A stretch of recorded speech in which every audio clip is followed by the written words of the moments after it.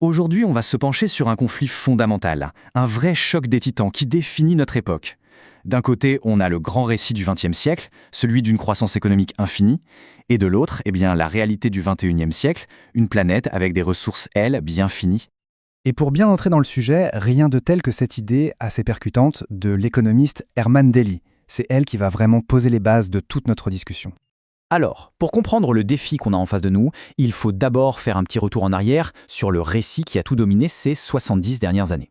C'est l'histoire de la croissance. Une idée tellement puissante qu'on l'a même surnommée l'évangile de la croissance. Et au cœur de cet évangile, il y avait un chiffre, un seul, le produit intérieur brut, le fameux PIB. C'est devenu l'objectif numéro 1, incontesté, dans le monde entier. Initialement, il a été créé pour mesurer la production en temps de guerre, mais il a vite été adopté comme la mesure universelle du progrès. Et il a fini par façonner toutes les politiques, toutes les priorités, partout sur la planète. Forcément, cette obsession pour la croissance a déclenché une véritable explosion de l'activité humaine. Une tendance si dingue, si spectaculaire, que les scientifiques lui ont donné un nom, la grande accélération. Ça marque vraiment une nouvelle ère, celle de notre impact massif sur la planète. Mais voilà, ce beau récit d'une croissance sans fin a commencé à montrer des signes de faiblesse. Il s'est heurté à des forces beaucoup plus anciennes et puissantes que lui, les lois de la physique et les limites bien réelles de notre monde. C'est là que des penseurs un peu à contre-courant, des pionniers, ont commencé à poser une question qui paraissait radicale à l'époque. Ils ont simplement rappelé une vérité oubliée, l'économie, ce n'est pas un concept abstrait. Elle opère dans le monde physique, et donc elle est soumise aux lois de la nature. Et la loi la plus importante ici, c'est la loi de l'entropie. C'est une loi fondamentale de l'univers. Pour faire simple, imaginez un feu de camp. On prend une bûche de bois, une ressource bien ordonnée, utile, et on la transforme en chaleur, oui, mais aussi en fumée et en cendres, qui sont des déchets désordonnés, et impossible de revenir en arrière. Eh bien, c'est pareil pour toute activité économique. Elle transforme des ressources de valeur en déchets. En gros, ce que ça veut dire, c'est que toute valeur économique, au départ, dépend de ressources naturelles qui sont ordonnées, ce qu'on appelle une faible entropie. Le problème, c'est que le processus économique lui-même dégrade forcément ces ressources, il augmente l'entropie et crée du désordre. Et cette réalité, elle a des conséquences très concrètes. Prenez même la transition vers l'énergie verte. L'éolien, par exemple. Eh bien, ça demande d'énormes quantités de cuivre. On est donc face à des limites physiques bien réelles, qui dépendent de la disponibilité de ces ressources. Et c'est là que Daly a osé formuler un concept un peu fou, la croissance anti-économique. C'est l'idée qu'à un certain point, la course au PIB commence à faire plus de mal que de bien, les coûts cachés comme la pollution ou l'épuisement des ressources deviennent plus importants que les bénéfices qu'on en tire. Bon d'accord, si l'ancienne carte, celle du PIB, nous envoie dans le mur, de quels nouveaux outils, de quelle nouvelle boussole dispose-t-on pour naviguer au XXIe siècle ? Pour dessiner une nouvelle carte, un groupe de scientifiques s'est posé précisément cette question. Et leur travail a mené un cadre complètement révolutionnel pour comprendre la santé de notre planète. Il faut savoir que pendant plus de 10 000 ans, l'humanité a vécu dans une période de stabilité climatique et environnementale incroyable, l'Holocène.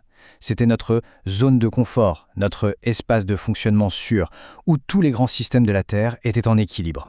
Et cet équilibre, il repose sur 9 grands processus. Ce sont un peu les grands régulateurs de la planète, ceux qui créent les conditions qui ont permis à nos civilisations de voir le jour et de prospérer. Mais la dernière évaluation scientifique, elle, dresse un portrait radicalement différent. On a déjà poussé 6 de ces 9 systèmes vitaux au-delà de leur zone de sécurité. On s'aventure maintenant dans une zone de risque de plus en plus grand, une zone d'instabilité. D'accord, ce nouveau tableau de bord nous montre les limites écologiques à ne pas franchir. Mais quid des besoins humains dans tout ça ? Et c'est là qu'intervient l'économiste Kate Raworth. Elle a eu une idée brillante. Combiner ces limites planétaires avec les besoins fondamentaux des êtres humains. Le résultat, c'est un modèle qui nous offre une manière complètement nouvelle de voir quel devrait être notre objectif. Au cœur de son modèle, qu'elle appelle le donut, on trouve ce qu'elle nomme le plancher social. Ça représente tous les besoins essentiels, la santé, l'éducation, l'eau, bref, tout ce à quoi chaque être humain devrait avoir accès. Le but, c'est que personne ne tombe dans le trou au milieu. Et puis, il y a la limite extérieure du donut. Ça, c'est le plafond écologique. Il est défini par les 9 limites planétaires qu'on vient de voir. Ce sont les frontières à ne surtout pas dépasser si on ne veut pas déstabiliser complètement la planète. L'objectif devient alors hyper simple à visualiser. Il faut réussir à vivre dans l'espace du donut, c'est-à-dire répondre aux besoins de tout le monde sans jamais dépasser les limites de notre planète. C'est ça, l'espace sûr et juste pour l'humanité. Alors c'est super en théorie, mais comment on fait pour mettre en pratique ces idées puissantes? Comment on commence concrètement à gérer notre bilan planétaire? Eh bien, il faut savoir que ça bouge déjà. Ces idées ne sont plus seulement théoriques, on voit apparaître de nouveaux outils comme la comptabilité écosystème centrée qui vise à mesurer la santé de la nature au même titre que le profit financier. Et il y a même des villes et pionnières comme Tomelilla en Suède qui utilisent le donut pour guider leurs projets de développement. C'est bien, mais une question cruciale se pose. Qui est vraiment responsable du fait qu'on ait dépassé ce fameux plafond écologique?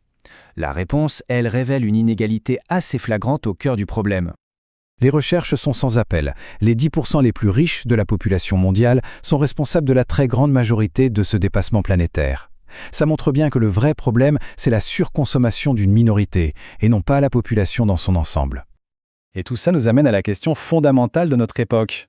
Notre économie, elle a été pensée pour un monde qu'on croyait vide, avec des ressources infinies. Alors à quoi pourrait bien ressembler une économie conçue pour le monde d'aujourd'hui? Un monde plein, un monde aux limites claires. C'est le grand défi de notre temps.